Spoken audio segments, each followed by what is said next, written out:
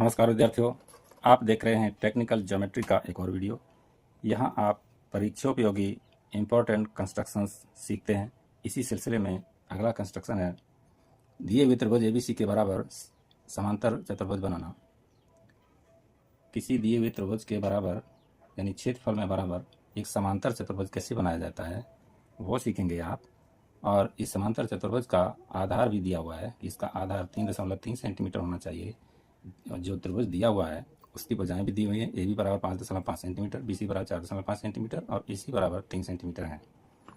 तो आइए दी हुई भुजाओं का त्रिभुज बना लेते हैं। बी सी रेखा को हम बेस लाइन रखेंगे, बी सी को।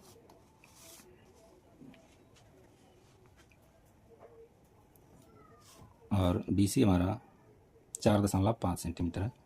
तो 4.5 सेंटीमीटर की दूरी हम प्रकार में ले लेंगे और इस दूरी का एक रेखाखंड काट लेंगे।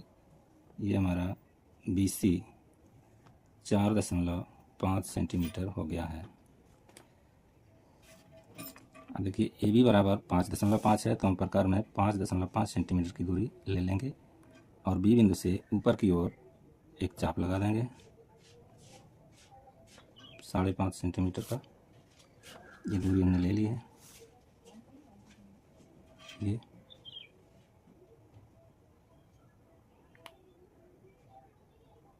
ए बी 5.5 है और ए सी 3 सेंटीमीटर है।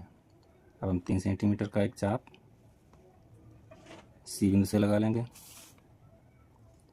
इस तरह से हमारा दिया हुआ त्रिभुज जो है वो बन गया है। ए बी को मिलाते ही दिया हुआ त्रिभुज बन करके रेडी हो जाएगा। इसमें ए बी 5 सेंटीमीटर है,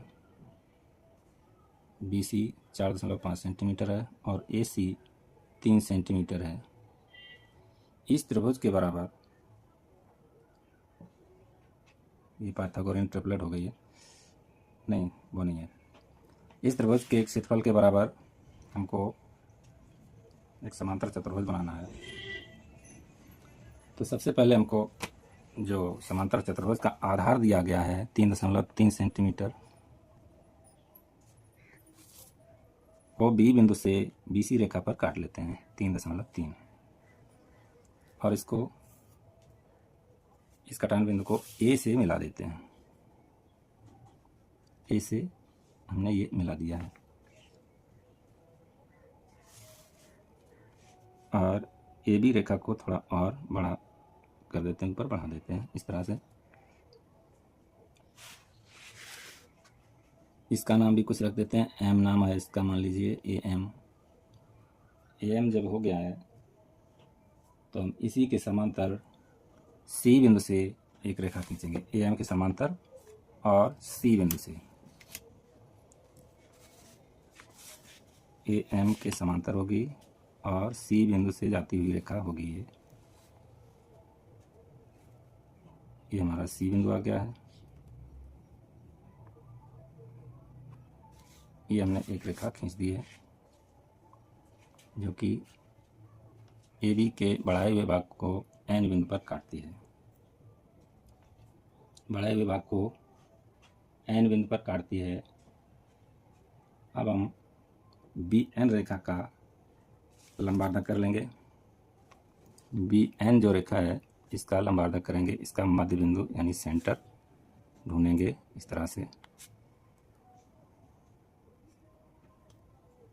बी और एन दोनों बिंदुओं से एक एक चाप लगा दिया है और चापों के कटान बिंदुओं को मिलाते हुए हम एक डॉटेड लाइन खींच देंगे जिससे हमको बी एन रेखा का मध्य बिंदु प्राप्त हो जाएगा। अब आप देखिए कि ये जो बी और ये मान लीजिए आर बिंदु पर ये मध्य बिंदु मिला है। आर बिंदु पर मध्य बिंदु मिला है।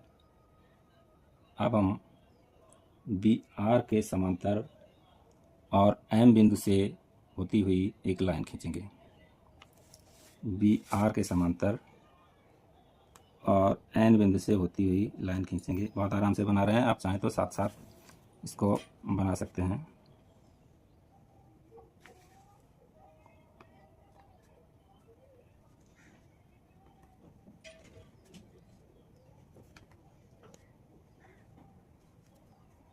बी एन के समांतर और एम बिंदु से, एम बिंदु हमारा आ गया है, यहीं से हम एक लाइन खींच देंगे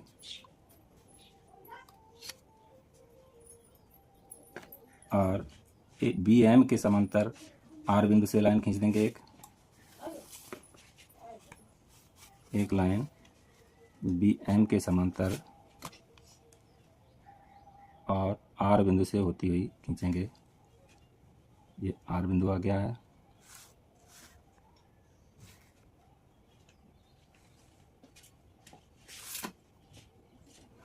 ये हमने एक रेखा खींच दी है बी एम के समांतर, जो कि थोड़ी पीछे रह गई है, अब वो पूरी भी हो गई है।